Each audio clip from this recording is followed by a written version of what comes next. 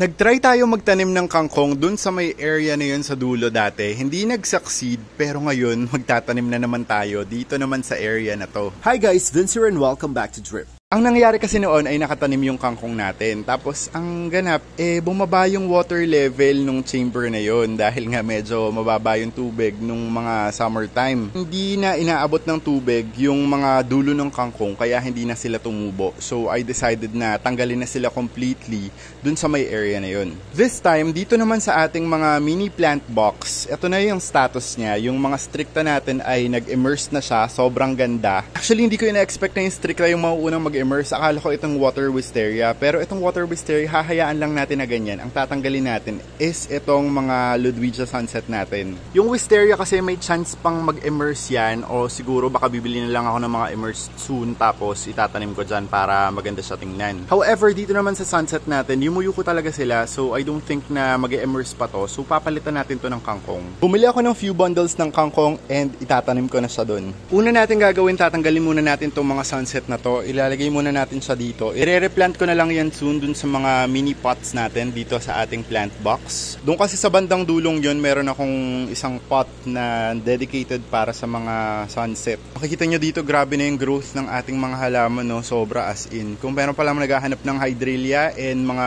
red rubin, meron kaming available dito. Tingnan nyo rin yung growth ng jungle balesneria natin. Sobrang haba talaga. Kanina pumunta dito si MG Fishes. Pinagbentahan ko siya ng jungle val kasi sobrang haba na talaga. And meron pa naman akong mga stocks dito pero hindi pa ako nag-out ng jungle balsa ngayon.